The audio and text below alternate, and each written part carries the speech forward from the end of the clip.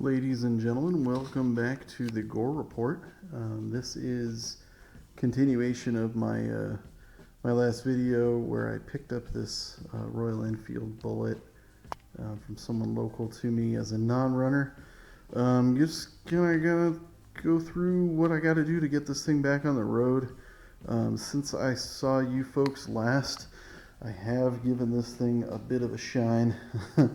I kind of got a little overboard, but I can't wait well. So if anyone knows me personally, you know that if I have something sitting in my garage, if I have a spare 10 minutes or 15 minutes here and there, I am going to do something to it. So I did take some time to polish up some of the paint, some of the chrome work and stuff like that.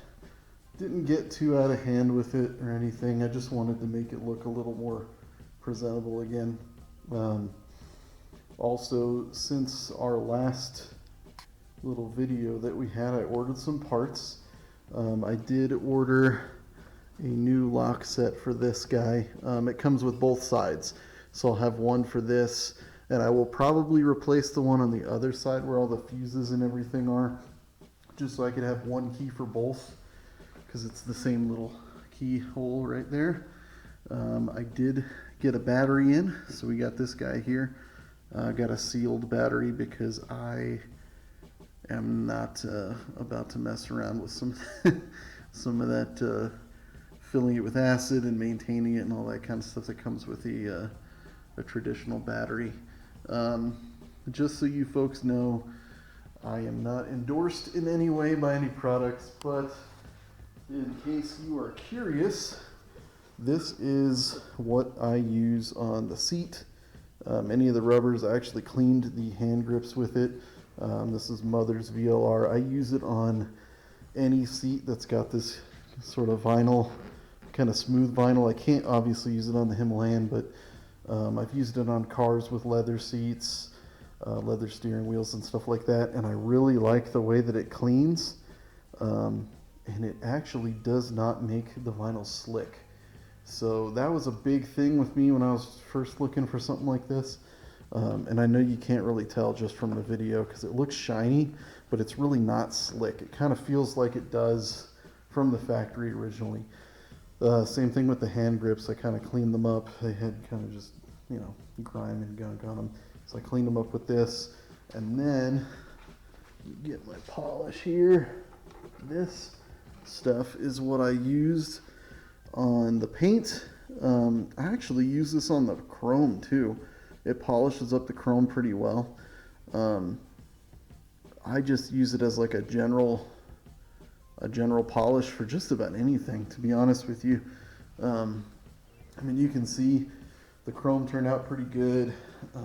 Kind of shined up the chrome wheels, kind of did all of that stuff. It even shined up some of this where the instruments are and all that stuff. Like I said, I mean, I'm not going for a, Pebble Beach Concord kind of thing, but I wanted the bike to look a little bit nicer, especially when I get it back on the road, so that it'll look just as nice as it runs. So, first things first, right now, being that I have no idea what's going on with this thing, all I have is the owner's word for it, who had it before me, and she was telling me the starter solenoid is out. So now that I have a battery, I'm going to go ahead and connect this thing and put power to it and see where we can go from there. If we can troubleshoot some stuff, it'll be pretty easy to see if the solenoid's out. I just didn't have a battery for it initially. So I'm going to go ahead and get that sucker connected, and I will be right back. So that was quick. I went ahead and got this guy hooked up correctly. Obviously you can see positive side, negative side. He's just sitting in there right now. I'm not going to do anything else because I just want to see what happens when I flip the switch on this guy. So let's see. Got this here. Has some kind of power. Do not hear the fuel pump priming, and the check engine doesn't come on. It's just got the low fuel indicator. So that means to me that something is amiss here. I know these guys have a side stand switch that is usually faulty, just like every other side stand switch I've ever encountered in my life. So let's see, I know it's under here, so it runs, yeah, so it's gonna be this guy. See this right here, it runs all the way up here. It's a little goopy, but it looks like we got a connector here. I'm gonna go ahead and disconnect that guy, and then we will see where we're at. So instead of stopping this, since it's just a little connector, I will set you guys down for a second. I think it's just a little, should be a little tab. Oh yeah, that's easy. So there you go, got that disconnected. It's just a ground switch, so it'll have, you know, you got the one wire to it. Looks like there are two, but anyway, it just is a ground out switch, so it's not going to do a whole lot of anything except tell the bike what's going on. So now that we got that undone, let's see what we do. Oh, hear that? As long as the check engine light, oh, it's got a glare. As long as the check engine light is illuminated, it's priming the fuel pump. So check this out. Hear that? I just put a little bit of gas in this thing the other day too, so you can hear it picking up the fuel.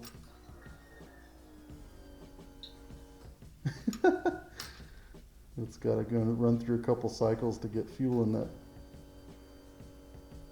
Yeah, that sounds healthier. So we got that going for us. That's a good sign. So I guess that safety switch is bad for the side stand, which is neither here nor there for me at this point.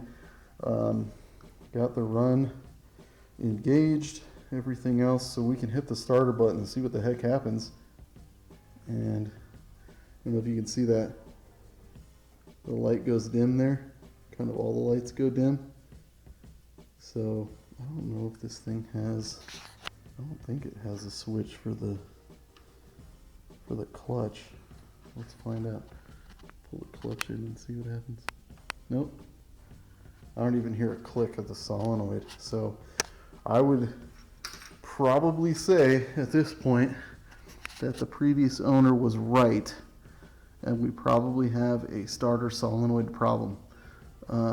Otherwise you would hear it click. I'm inside of my garage here and it's pretty quiet, so you would hear that kind of little metallic click. So that is going to be my next step on this guy, is I'm going to order a starter solenoid for it. Let's see, it is actually, if you're curious, if you can see underneath the seat a little bit, the starter solenoid is actually right here. That's this guy. I don't know if you can see it too well, but we got the light over here. Shout out to my dad who got me some of these cool work lights. Yeah, you can see the solenoid right there. So that'll be the next guy to come out. It's got 2 bolts that secure it on the top there, and it's pretty easily accessible, kind of a plug in and play feature. So I will get going. I will probably have to order one of those online somewhere. Hopefully it'll get here fairly soon, but without knowing what shipping looks like right now, I might have to even order it from India.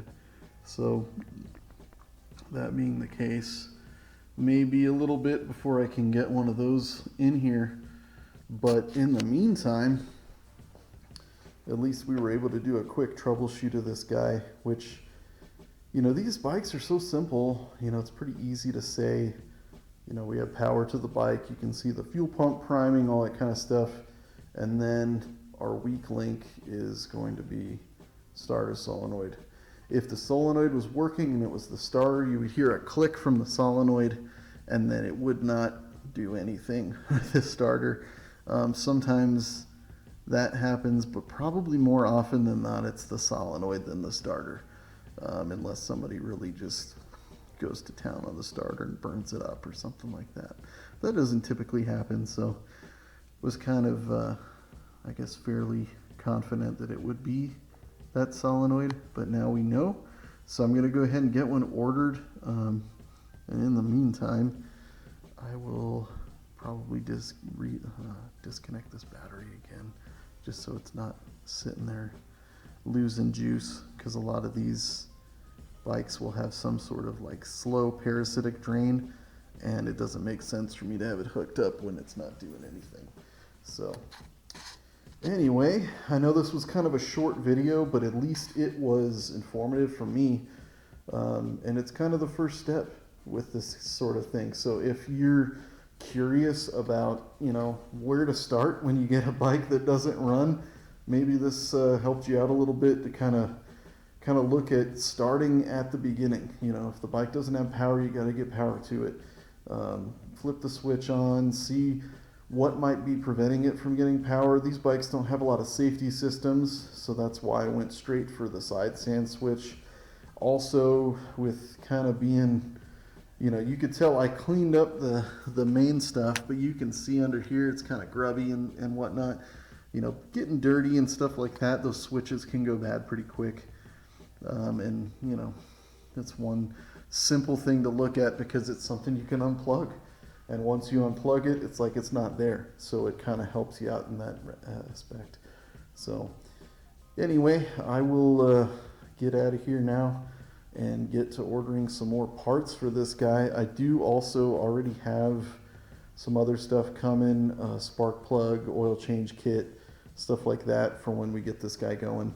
And then in the meantime too, I will divert for a second. I know this isn't Royal Enfield related, but my son ended up with this little guy for Christmas. So he's got himself a little CRF 70, and it's already got a small oil leak from this cover. You can see it's cracked right there. It's a little hairline crack there, and it's leaking oil. So I will probably end up ordering a new cover for that guy and a gasket, and maybe he will help me make a video on how to replace that if anyone's interested in that, because anyone who knows the motorcycling is definitely some sort of disease. So you can't just have one, you know. As much as I love the Royal Enfields, this was a good deal I couldn't pass up to get him for Christmas, and he's loving riding it around the neighborhood and stuff. So that'll be upcoming too. Don't forget, if you liked this video, and if you want to see more content like it, go ahead and give me a thumbs up there. Go ahead and subscribe too. I want to try to get, obviously, as many subscribers as possible to this stuff. So, you know, if you're interested, you know someone else is interested. I know I'm pretty open on the Royal Enfield clubs and stuff on Facebook, as far as, you know, telling you guys what I'm doing and engaging you. But, you know, anybody who likes this sort of stuff, it doesn't even have to be Royal Enfield fans. You can hop on and check it out. And if you have any suggestions, leave them in the comments section. I also want to do some more ride reviews on bikes. I got my local Royal Enfield and Triumph dealer to agree to let me ride some demo stuff if I want to, and stuff like that. So I might have some of those ride reviews coming up depending on what they have available. So keep in touch with me and stay tuned in, and as always, get out and ride.